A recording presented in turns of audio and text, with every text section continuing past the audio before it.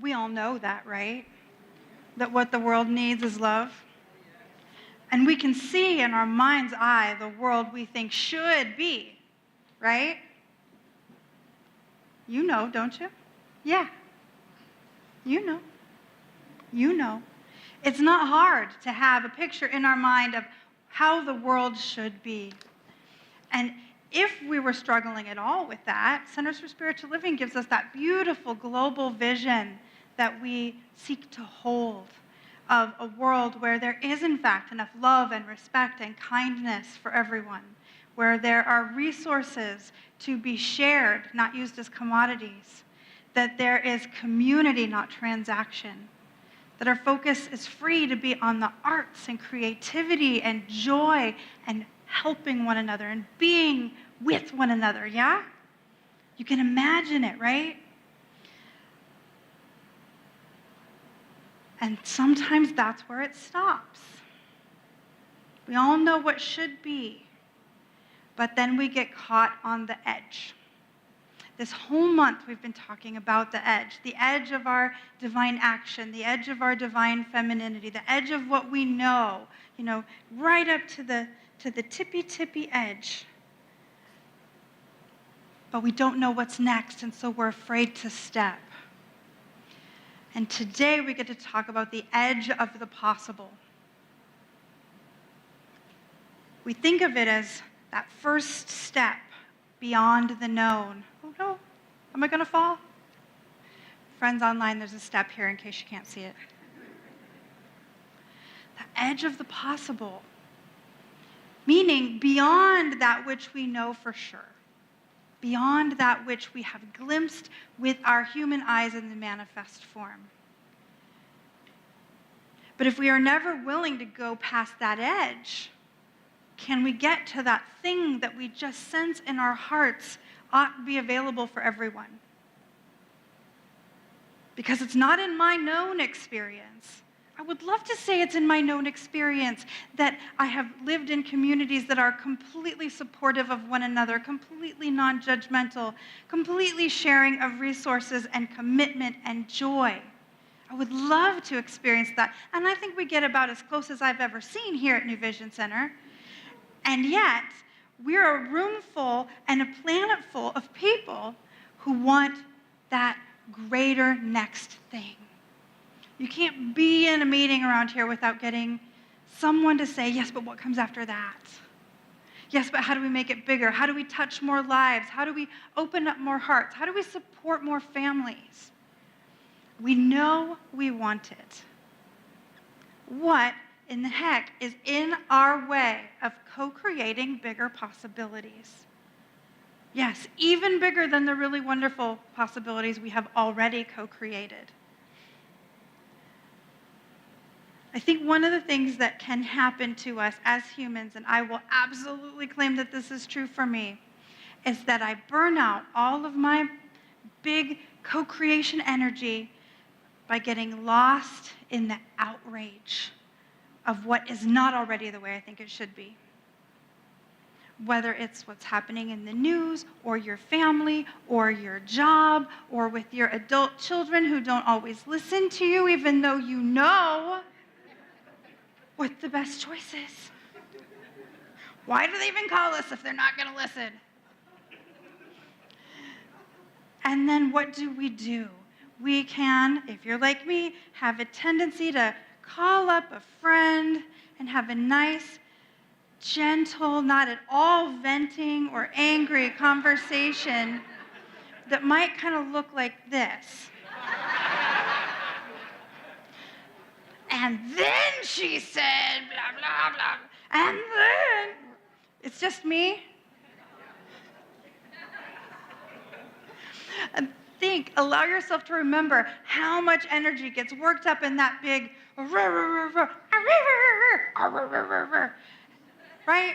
And we burn up all of that productive energy just ranting about how dare they think, say, do, be, not think, not say, not do, not be what I think. How dare they? Think about that big emotional swing that happens when our poor spouse walks in the room right after you got news that you did not like. Do you know what he did? He's like, go back outside with the dogs where it's safe. What if we decided to not spend all of our energy on that? You know, when you feel this wheel going? Because here's the deal. It feels productive, doesn't it? Feels like I'm taking a stand. I'm getting engaged. I will not allow this. Not on my watch. But we blow all the energy in the venting, and then how much energy is left to do anything meaningful? I am so sorry to tell you, as I was sorry to hear myself, that ranting at your best friend is not going to enact any change in the world. Oh. But I'm so good at it. But it does not, in fact, enact any meaningful change in the world. Oh no, that's like 98% of my activism. What will I do? Oh my gosh, friends. And what is to be done is to try and catch ourselves before we blow all that energy, and instead start cultivating a faith that is bigger than the outrage, a faith that is deeper, that is connected to what we know could be. Whew. Let's all take a breath together.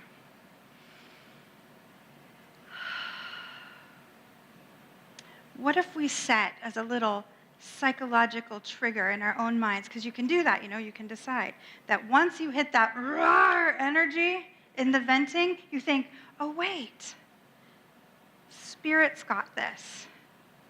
I don't know how it's going to work out, but I don't have to weigh in with my roar. Instead, I need to tune in to what's next. Because if we're inspired enough to get worked up into a big old tizzy, I'm willing to bet, I would bet you $5.32. Because I'm not crazy. Okay, well, maybe a little. But I would bet you $5.32 that the same energy that has you riled up and wanting to vent about whatever your favorite issue of the day is, the energy pushing that beneath is the energy that has instructions for what is yours to do about it. But we have to get quiet to hear the instructions. We're out shouting God, y'all. Sometimes literally. I get sassy.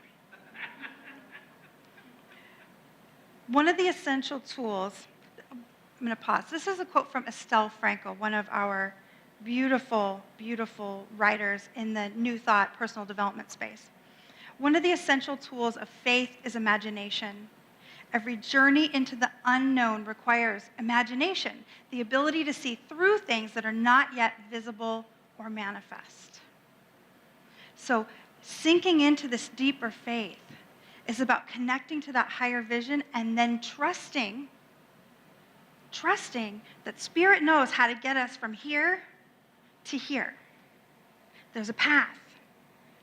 There's a path, an elegant path that serves all beings, and Spirit knows how to connect it. And if we wish, and each one of us gets to decide on our own and on our own timing, we can save the energy from the venting to put towards supporting Spirit by taking the step we're asked to take and trusting that that's a piece of many, many, many thousands, millions of pieces to get to a world that works for everyone.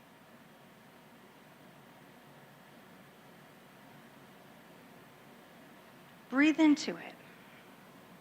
What would it be like to decide to use your life to be a catalyst, an energetic catalyst for creating a world that supports everyone, where there is, in fact, as the song said, not just for some, but for everyone, enough of all that is needed for a happy, healthy life?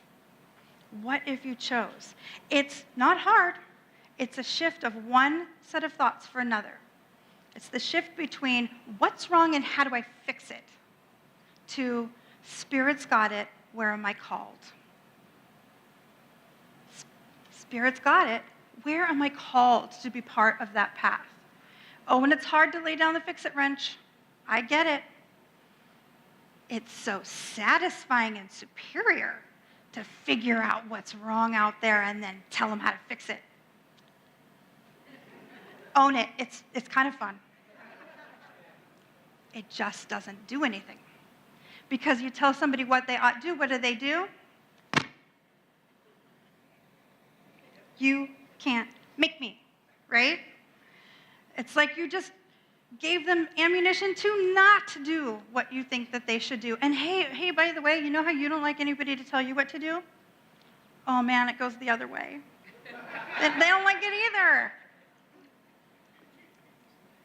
All right, now that we've got all that clear, we're aiming for where am I called? Where am I called?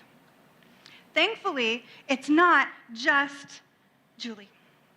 It is Julie, but it's not just Julie. Julie, it's all on you. The world is counting on you. We should all pray for her. It's a big job. It's not just Julie. The whole piece of not just for some, but for everyone means everyone gets to be in on this shift. Every single person that chooses to be. And then we get to take advantage of utilizing the collective consciousness, the collective subjective. We may not have the whole planet on board with us quite yet, but if we could get most of the people in this room and online, I think we've got a pretty good group put together. So here is what Ernest Holmes said, and I think it's important to take into account that he said this in 1959, less than 6 months before he transitioned. It was one of his very final public talks at the dedication of the church in Whittier, California. And among many, many things that he said in that talk, he said, "We have not done yet what I believe we should do with our membership. We have yet to see what the multiple consciousness of a church body can do if the members are properly trained. There is a law of good. There is a law of power in the universe greater than we are, and we can use it. And it will multiply its effects 1,000 times through the united consciousness of a group."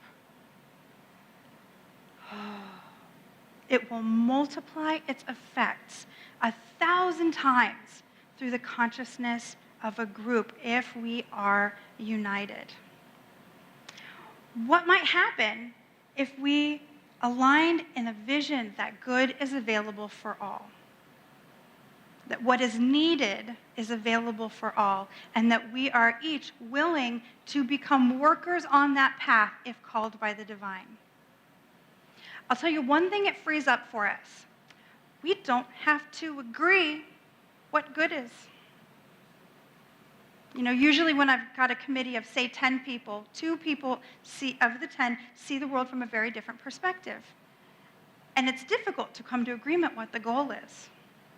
Ever happen in your world? Right? Everybody's got the one uncle, the one cousin. Yeah, everybody. Every family has at least a couple outliers. In my family, it's me.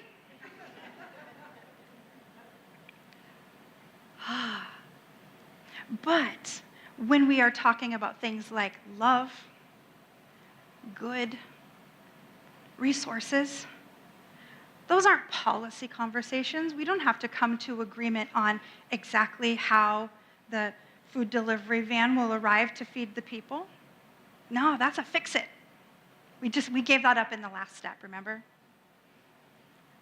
When we stay in the spiritual consciousness, the qualities of the divine, the high vision, I don't think there's anyone in this room that's going to say, nope, no love for that group, they get nothing.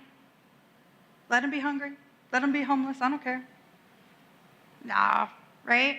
Nope, no justice for this quarter of the sanctuary, and no freedom for the online folks. They didn't do whatever thing I made up in my mind to earn that. No.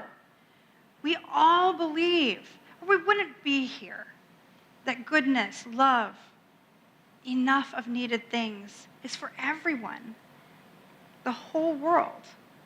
And multiplying our consciousness of things like love, justice, possibility together, multiplied by 1,000 times, We've already created amazing change in this community and as this community. But there's always a deeper walk. There's always a deeper walk available. So what could get in our way, and how do we stop it? How do we stop it from getting in our way? Everybody remember the old Bob Newhart? Stop it. To be willing to step to the edge of possibility, and more importantly, over that line, we have to be willing to be changed by the process of prayer, by the process of meditation. In order to really step over that line, I think it's imperative that we remember that the way the prayer is answered first through us, and through dismantling anything in us that interrupts the flow of that good. So if I'm claiming good, I'm claiming love for everyone. If there are things in me, stories, histories, how I self-identify, anger, judgment, defensiveness in me around love, can I really be part of bringing that forward? Nope, it stops with me. I can only walk it out once it has changed me. This one is especially challenging around romantic love. That's something that I see many of you about every week. Because it's high up on the list of things that can cause dismay in our lives, right? Things aren't happy at home. Woo! Not happy wife, not happy life. I've heard. And the challenge becomes, this is just the way I am. I'm right to expect these things. I'm not asking for anything unreasonable. She never, he never, they never. How hard is it to just? I know that these are very foreign sentence fragments, and I'm sure you have never said or thought them. But just in case. And the shoulders come up and the grr face, you can't make me be different. I get to have what I want. Unless being surrounded by those, I call them security blankets. You know, the protective behaviors we chose when we were 3 because they kept us safe from the boogeyman. Having all those coping mechanisms wrapped around us like blankets keeps us from being able to have what we want and be what we want. Because love can't make it through all those barriers. And we call forth from the universe not what we want, but what we are. The vibration of who we are now is singing out to the universe and bringing us evidence of that truth. And if who we are now is screw everybody, we get to see evidence of people that are just trying to screw you over. And if we say, I'm going to let go of that, I'm tired of carrying that, we get to see glimpses of people trying to support, seeking to help, believing in us. Feels different, doesn't it? To be willing to step over that edge, we need to be willing to be changed by the process. Because that's the first place prayers manifest. We need to be willing to look beyond what we know how to do. How many of us get stuck in the I don't know how?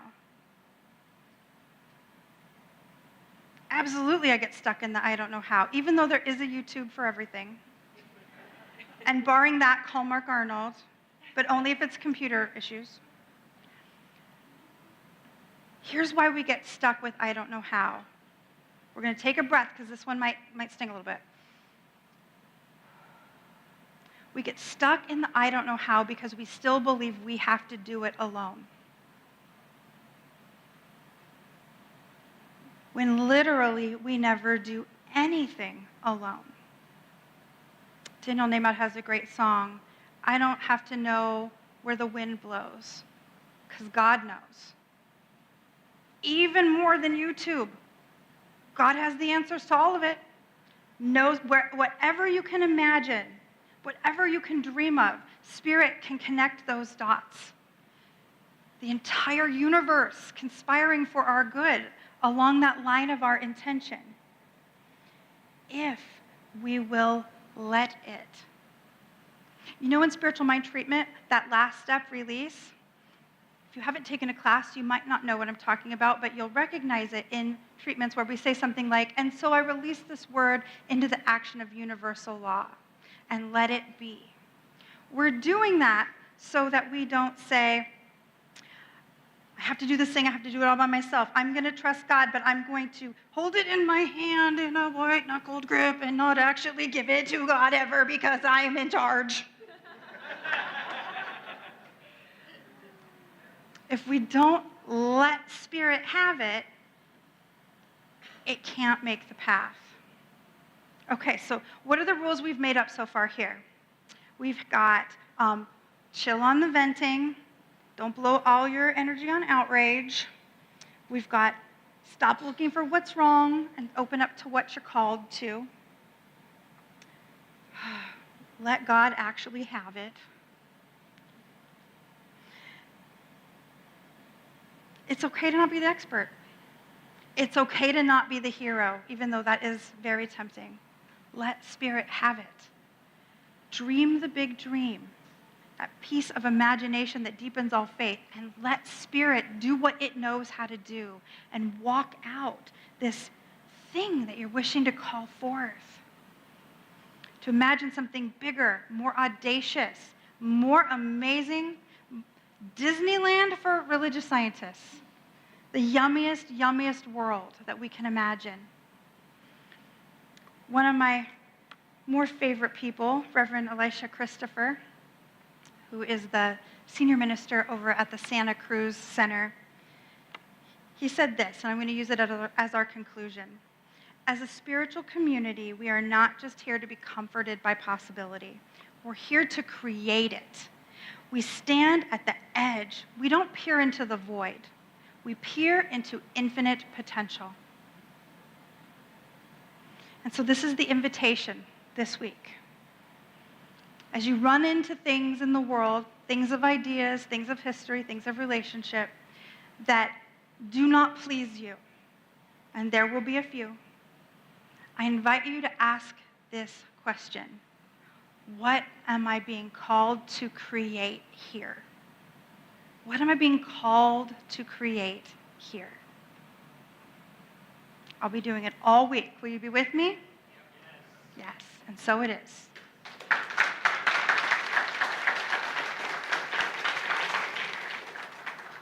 And so I invite you to join me in some prayer as we anchor that in.